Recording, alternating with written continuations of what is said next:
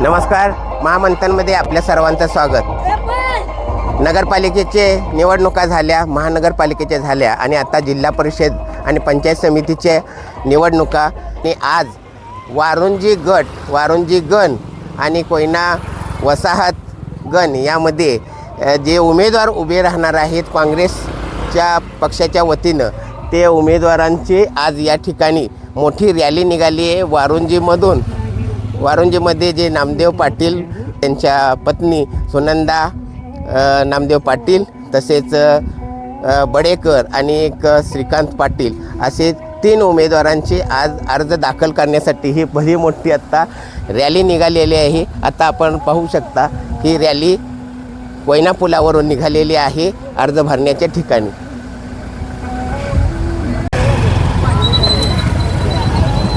रॅलीमध्ये स्वतः माजी मुख्यमंत्री पृथ्वीराज चव्हाण बाबा हे सुद्धा आहेत, उमेदवार आहेत आणि भली मोठी महिलांची संख्या तसेच कार्यकर्त्यांची संख्या मोठ्या संख्येने आहे.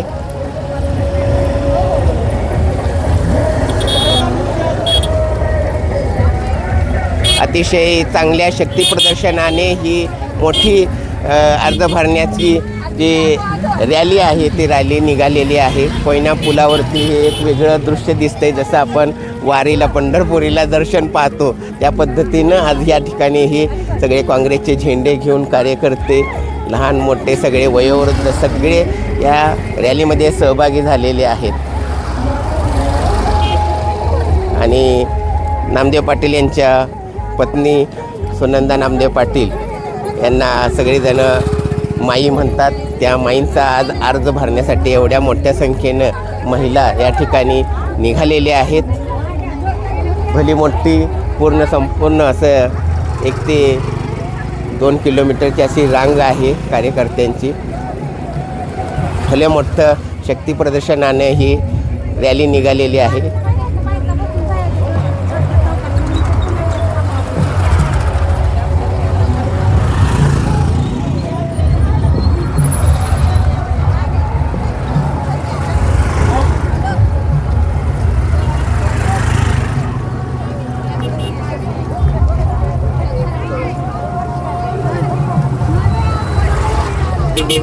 आपले आप्पा यासारखे छोटे छोटे पोस्टर्स घेतलेले आहेत. बाबांचा फोटो आहे आणि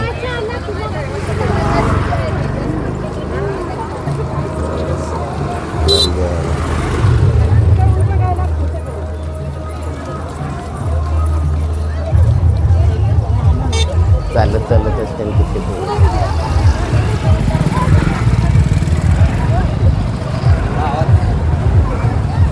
आणि या रॅलीमध्ये सहभागी असणारे नामदेव पाटील आप्पा आपल्यासोबत आहेत. आप्पा, आपण काय सांगाल? जेव्हा 5 फेब्रुवारीला होणाऱ्या जिल्हा परिषद पंचायत समितीच्या निवडणुकीनिमित्तानं वारुंजी गणातून सुनंदा नामदेव पाटील आणि वारुंजी जिल्हा परिषद गटातून सुनंदा पाटील आणि मुंडे पंचायत समिती गणातून रवींद्र बडेकर, तसेच कोयना वसाहत पंचायत समिती गणातून श्रीकांत पाटील यांची उमेदवारी अर्ज भरण्यासाठी आज आपण काँग्रेसचं रॅलीद्वारे शक्तीप्रदर्शन करत आहे. आणि आपण माननीय पृथ्वीराज चव्हाण बाबा, महाराष्ट्र राज्याचे माजी मुख्यमंत्री यांच्या उपस्थितीत ही रॅली आपण दत्त चौकापर्यंत जात आहे. तिथून उमेदवार अर्ज आज दाखल करणार आहेत. आता महानगरपालिकेच्या निवडणुका झाल्या बऱ्याच ठिकाणी, जसं महायुतीचा विजय झालेला आहे. अशा म्हणजे परिस्थितीमध्ये आपली ही एवढी भली मोठी जी शक्ती प्रदर्शनाची जी रॅली निघालेली आहे, तर याबद्दल आपल्याला काय वाटतं?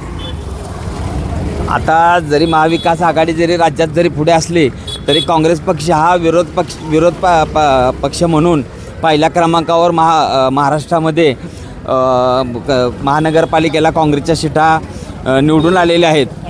आणि काँग्रेस पक्ष हा राष्ट्रीय पक्ष आहे आणि आपला हा सेक्युलर विचार हा जनतेचा मनात कायम रुजून आहे.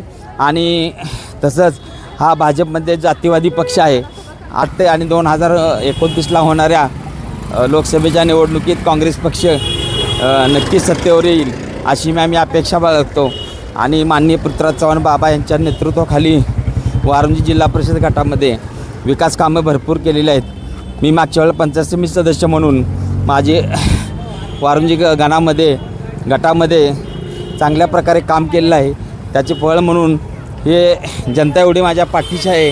हा जनरेटा बघितला तर मला विजयाबद्दल एकदम खात्री वाटते, कुठलीही त्यामध्ये शंका नाही, आशा आहे मला.